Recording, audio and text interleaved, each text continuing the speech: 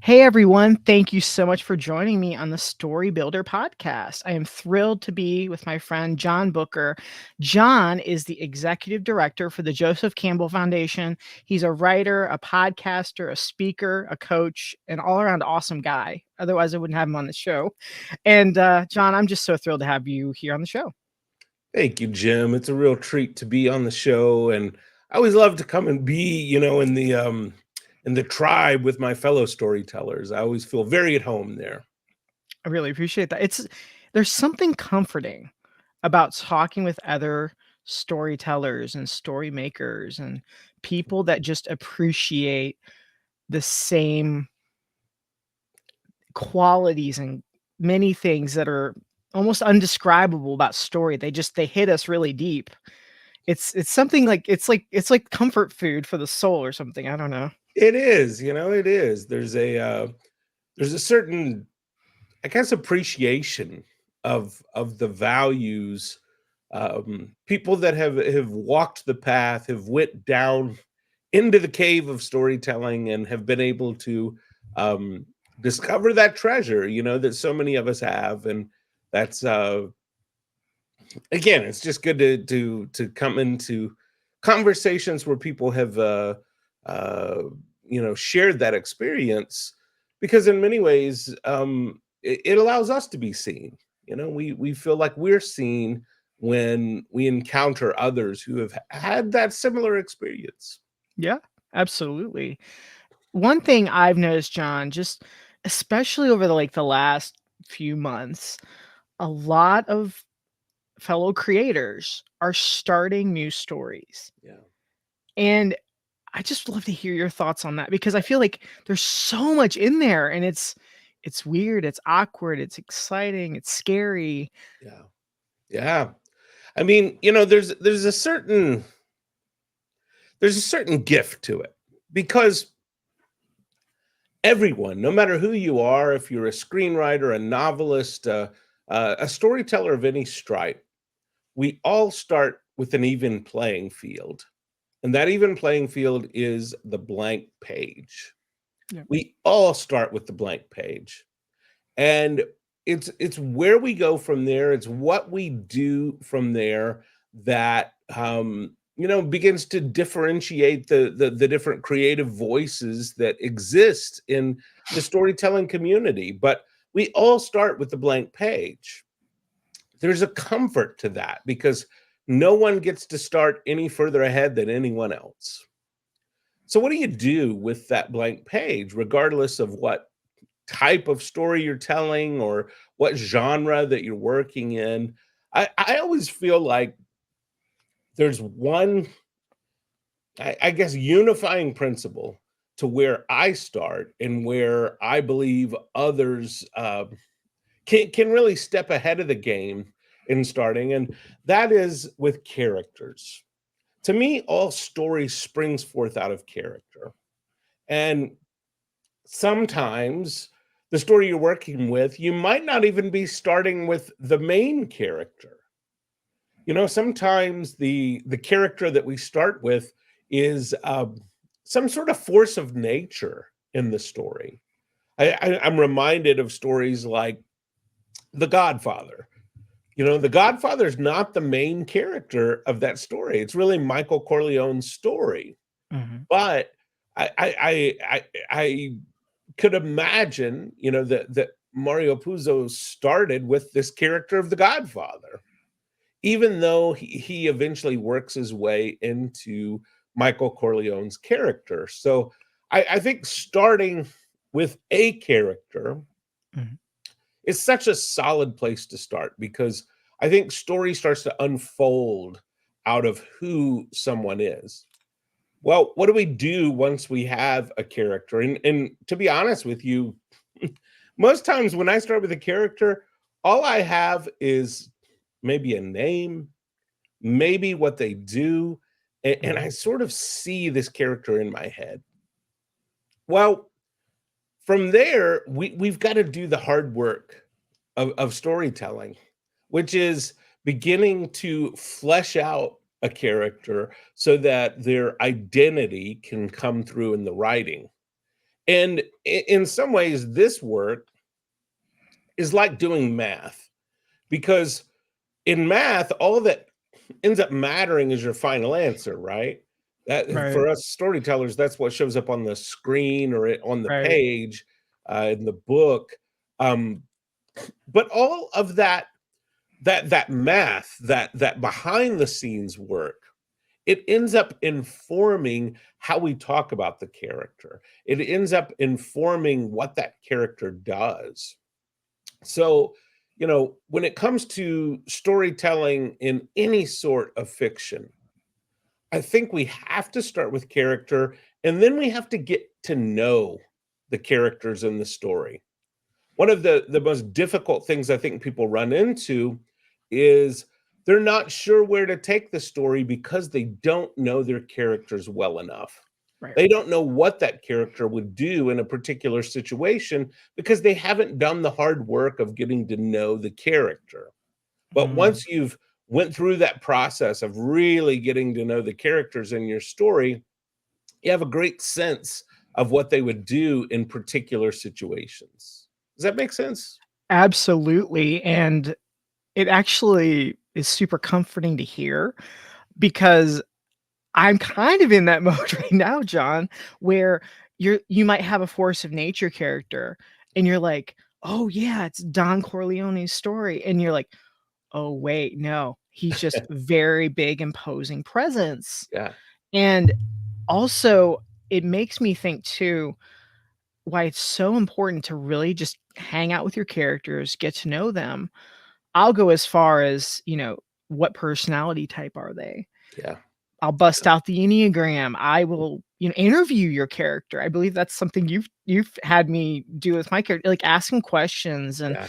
um even starting with their flaw, Yep, if you know it. yep, Like a flaw reveals a lot. And I'll forever remember something you told me once, John, where you're like, even the most evil villain still loves his dog. He that's still right, loves his mom. that's right. Like they're not just 100% evil.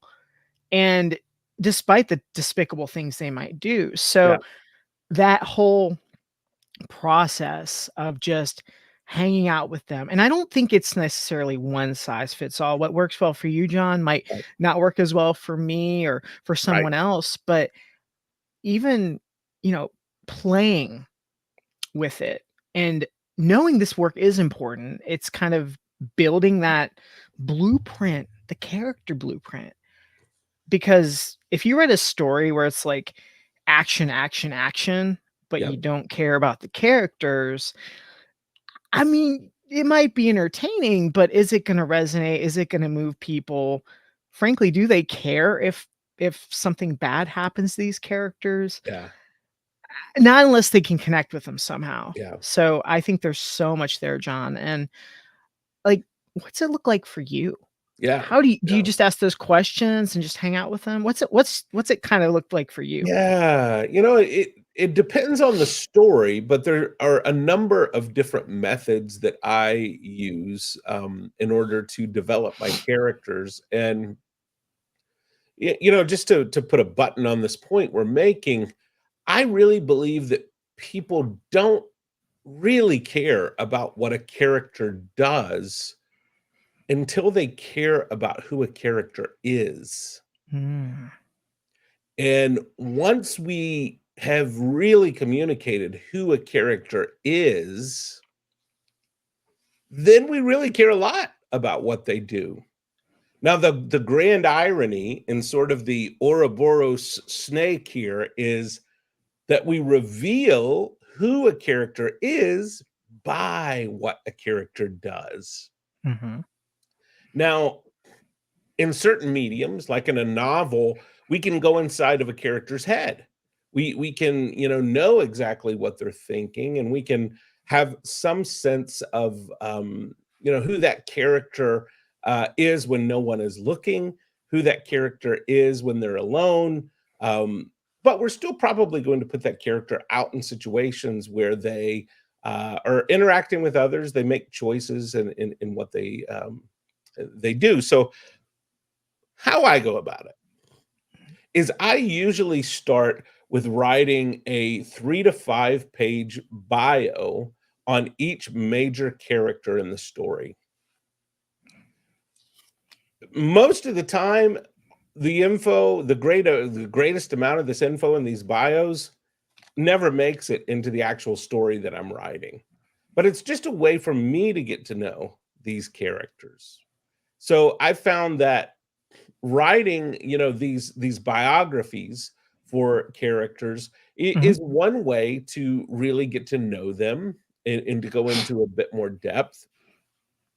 I think that the thing to be cautious of if you're going to do that, it can be very tempting to start telling a story about that character's life in the bio, and that can be helpful. It's not that there's a wrong way to do it, but many times we'll start writing a backstory for this character that is still a way of circling around the character's psychology instead of really getting at the heart of what the character's psychology is.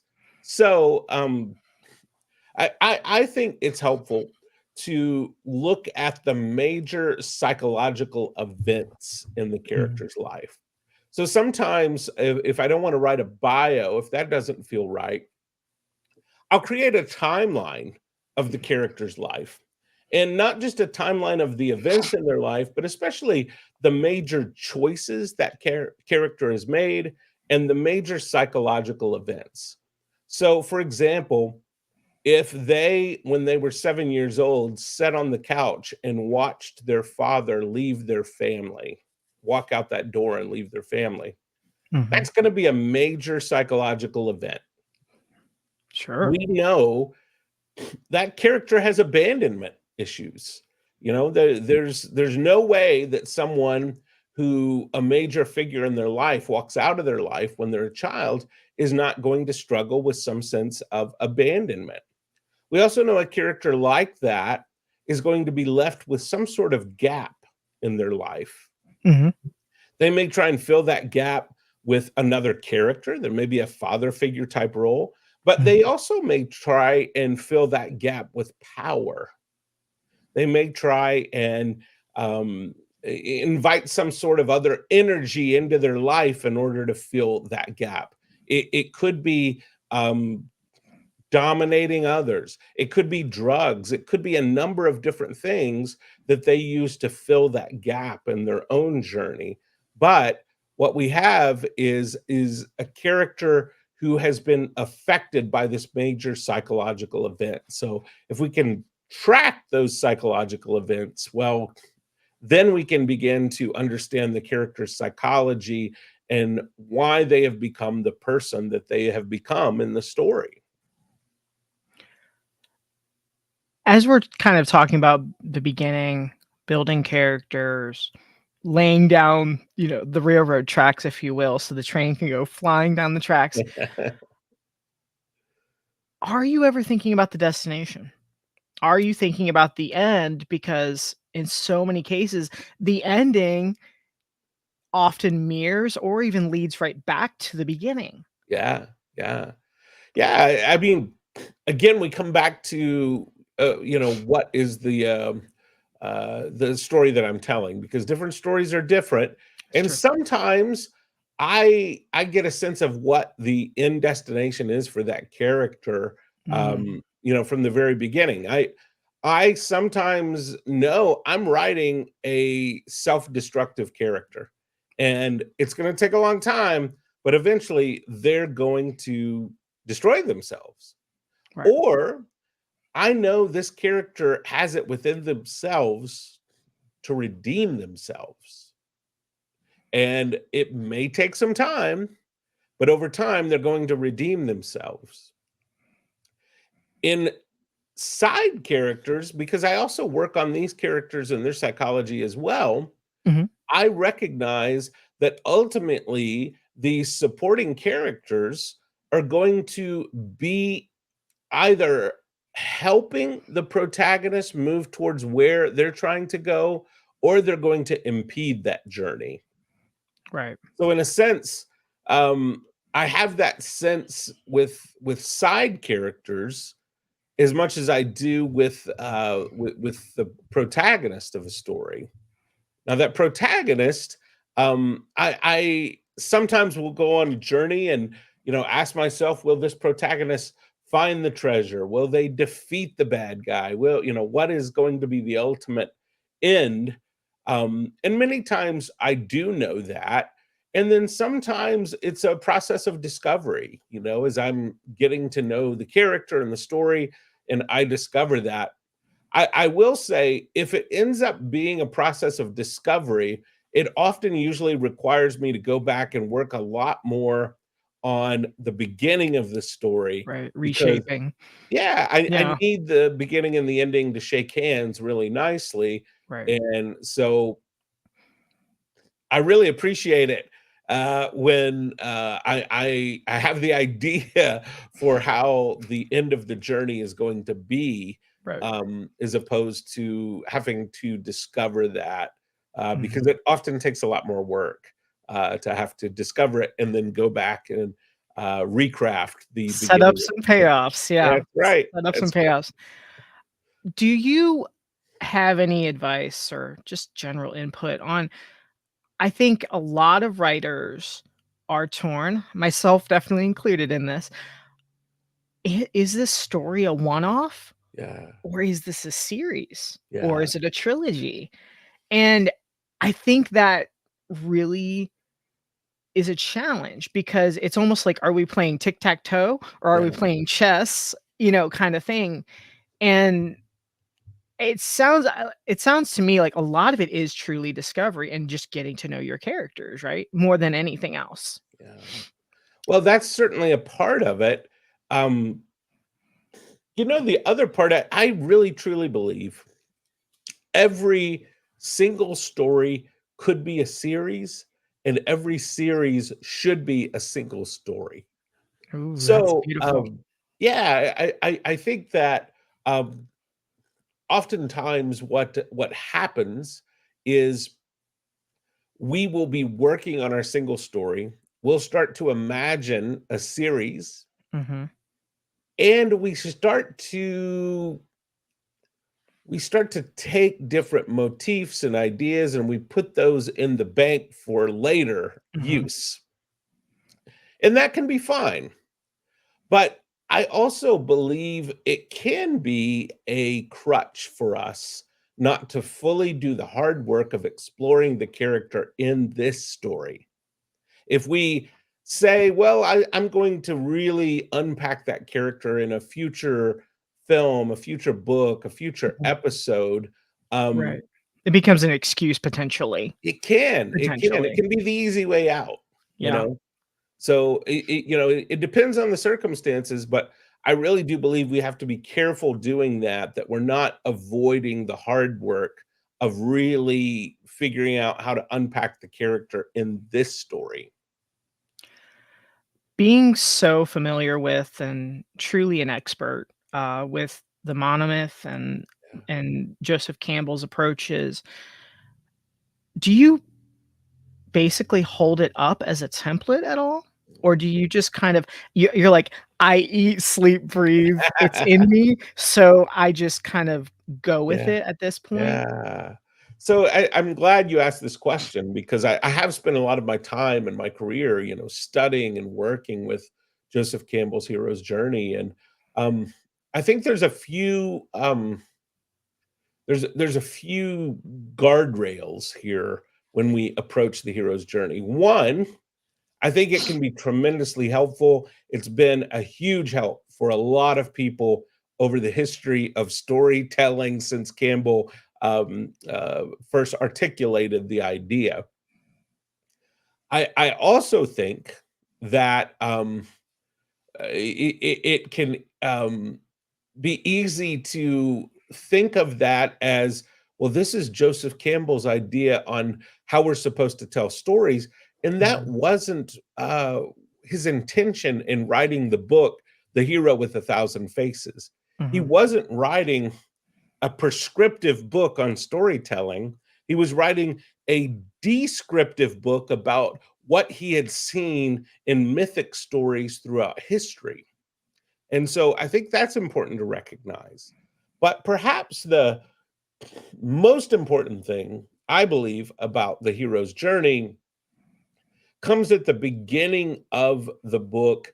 And in The Hero with a Thousand Faces, when Campbell is beginning to unpack these ideas, he says something that I'm going to paraphrase and give you John Booker's Yeah, sure, please. interpretation of that. Please do, yes. He talks about how oftentimes we don't always see all the stages or motifs and things like this in the journey. And here's how I interpret that. I love to imagine a giant glass vase, and within it, we put every motif of the hero's journey, every stage, every Oh, man. character trait, Mhm. everything we can ever imagine about this heroic quest. And we drop it on the floor and it shatters into a million pieces. Our job as storytellers, I think, is to figure out a way to take those pieces and to create our own mosaic out of it. Mhm. And that mosaic may have a little sliver of the meeting with the goddess. It may have a little sliver of the call to adventure. It may have this giant piece of the magical flight within it. But I don't think it is necessarily the responsibility of the storyteller to try and make sure every stage, every piece is in there in the order that Campbell outlined it. I'll also talk out of both sides of my mouth and say, if you're a beginning storyteller, that can be a very helpful template to Right. help you get the feel of telling a solid story. Obviously, there's been a lot of great stories that have been told through that template that I don't think any of us will argue were great stories. But is it the way that every story should be told? Is it the way that your story must be told? No, for sure not. But I think it's helpful to become familiar with the hero's adventure. I think it's helpful to know the stages and to really understand them, because there are a lot of those elements that you will find as part of your toolkit can be quite helpful as a storyteller. And if you decide to tell a story that is by the book hero's journey, if you have really dug into the deep psychology of the characters you're dealing with, Mhm. that could be very effective as well. The last thing I'll say about it is this. I think most people that end up excuse me, pushing back against the hero's journey Mhm. are afraid of their own work becoming formulaic. Fair. And I think that's a very fair Yeah. uh, concern. I think we have to learn the difference between form and formula. Mm. And if you use the hero's journey as a formula without adding much of your own to it, yeah, it may feel formulaic. But if you understand this is a form, it's an art form, it's meant to be improvised and transcended and brought into a different artistic place, then I think you end up with something completely different. Now I'll tell you, I've worked with literally thousands of writers and storytellers, and I've seen people try and distinctly use the hero's journey as a formula for writing their story, and I've seen very few that can do it effectively. We act like the hero's journey is this template that, yeah, you just put your content in and it, makes Yeah. for this type of Yeah. story.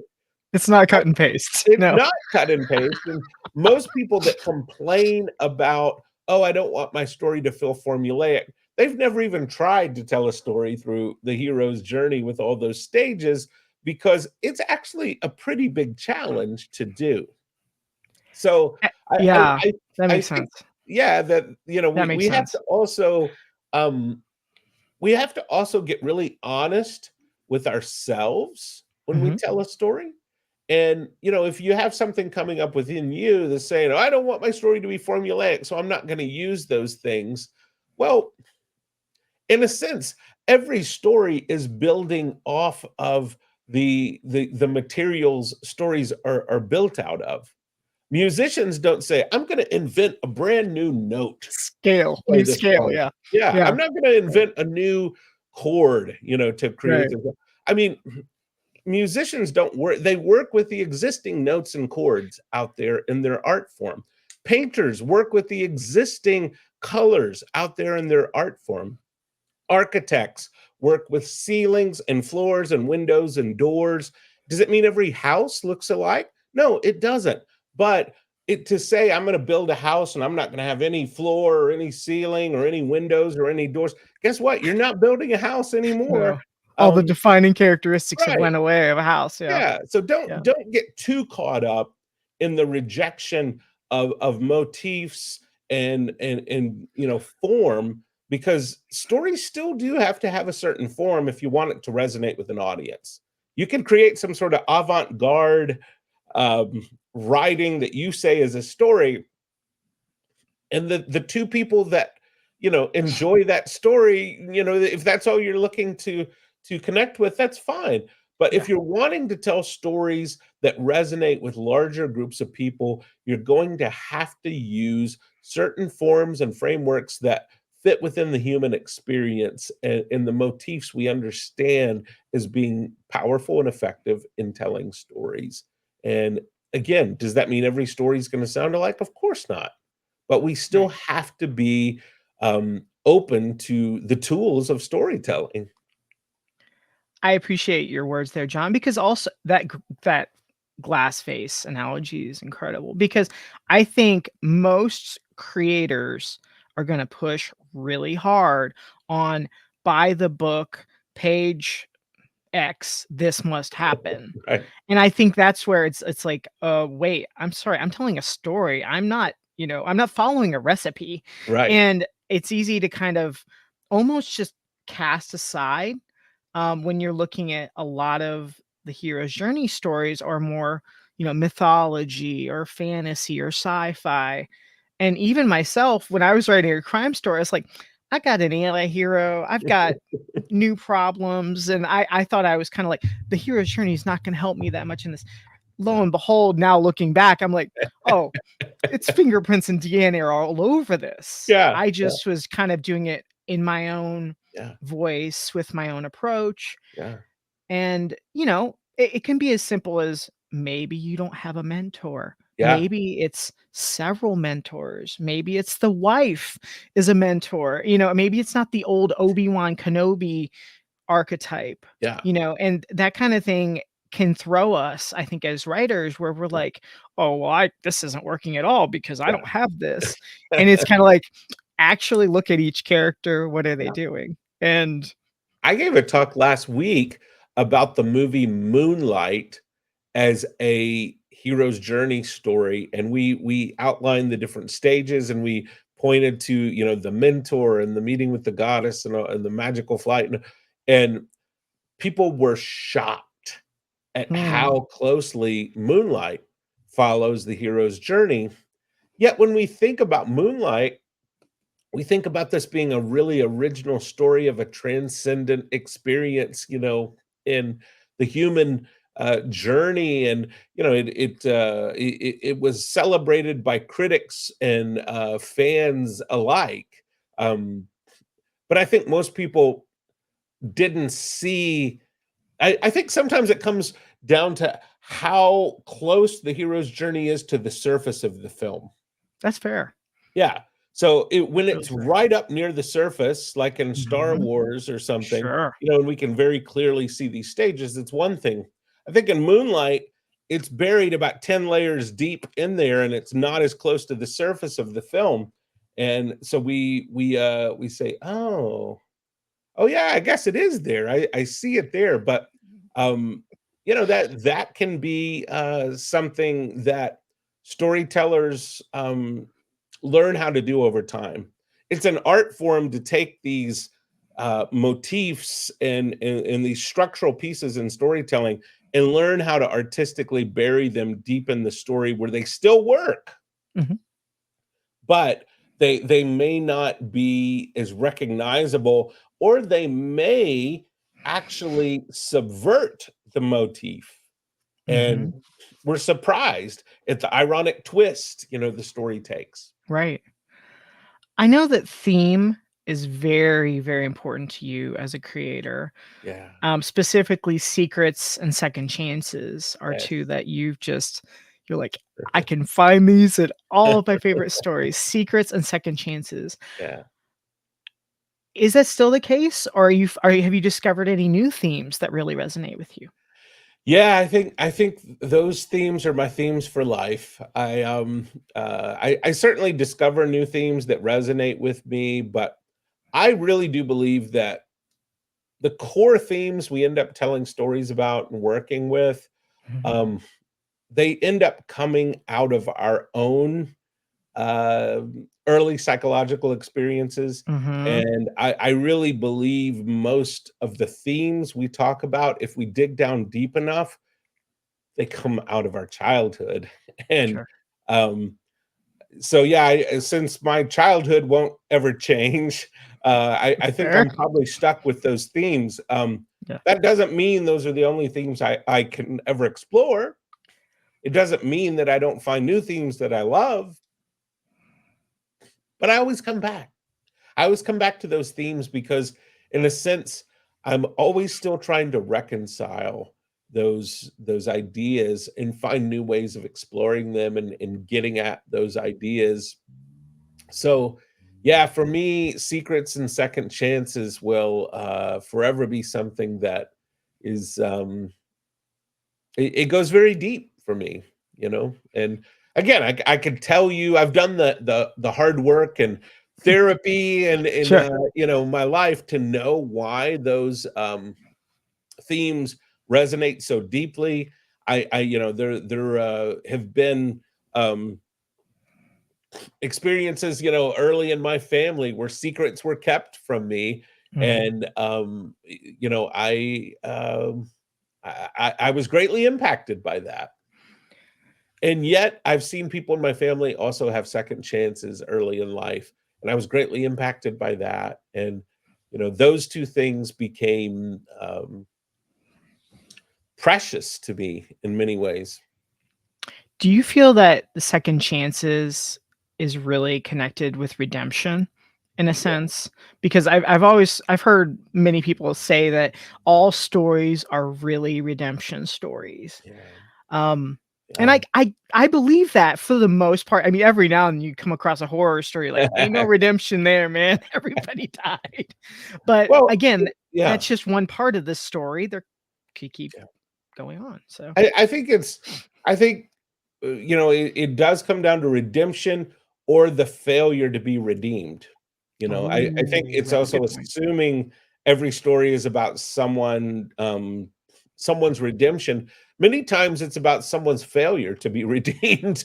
And that, I think about the story, The Social Network, the film about Mark Zuckerberg's life. And Mhm. this is not saying anything about Mark Zuckerberg's real life, Right, it's a but movie. in the story, Yeah. it's a character that makes choices where he fails to be redeemed. At the end of the story. So I I I think that when we apply this idea to our own lives, life is long, and hopefully there are things that we become that become redemptive in our own lives, but maybe we don't get it right on the first, second, third, or 23rd try. Yeah. So, at what point um, or where are we telling the story from? Is it just this little season when redemption was not there, and maybe later it is? I think of the classic story of Darth Vader. Sure. Certainly, Darth Vader is not redeemed in the first or second Star Wars film. It's in the Mm-mm. third film that we see, this redemptive um, uh, motif, take place. So It sometimes depends on where where our POV in the story is, Yeah, have we zoomed in enough or zoomed out right, enough? Right, right. right. What do you think about just when it gets really hard? When you're Ooh, in the middle of it all. I've reached out to you before where it's like you're in the mix, you're like, "Oh yeah, my gosh, I'm halfway in my story and it's not yeah, working," or "I'm almost done," or "So I thought, but it's not working." yeah, Uh, yeah. what encourages you when you're writing that story, creating that story, and you're just like, "I don't know what I'm doing here." Yeah, one, when you have that experience, uh, you've gotta recognize, wow, I really am, in the family of storytellers that's existed since the beginning, because every storyteller I know has had that experience. So, there's something comforting there that you are, to go back to the hero's journey, you're on your road of trials, and this is necessary for the sort of apotheosis or transformation that, will be experienced. But what I often will do is go back to the seed kernel that motivated or initiated the entire story to begin with. Right. What was it that was the first thing I got excited about? Mm, And how can I go back to that? Just to break through those feelings I'm having about discouragement, where the story maybe has gotten bogged down in a lot of detail that is no longer serving the energy of my story. Um, Going back to that initial spark mm, can be so powerful, and when we identify what that initial spark is, it can become a North Star in our story. It's also important as we go through our edits, that's got to be the one thing that stays in the story no matter what. We have right. to keep that North Star. No matter what, if that was the thing that was the impetus for the whole project, we guard that, we keep it safe. It's got to stay in the story no matter what. So that North Star is what I always come back to. I love that. That is such an encouraging takeaway because having that North Star, that's what guides you. Yeah. Otherwise, it's like you're looking around going, "I don't know where I'm going or what I'm doing." Then you find that North Star and you say, "Oh, that's the direction," and then you can stay on the path. So, That's it. I That's love it. it. Yeah. Thank you so much for this, Pleasure. amazing time together, John. I can't thank you enough, and, where can people get a hold of you if they wanna check Yeah. out your website or your amazing books? Yeah. Well, my website is the best place to find my books and my social media and all of that. My website's very simple. It's tellingabetterstory.com. Tellingabetterstory.com. You can connect with me in a variety of ways. You can find my books and see what all I'm up to out on my website. Thanks again. Appreciate you. Thanks, Jim.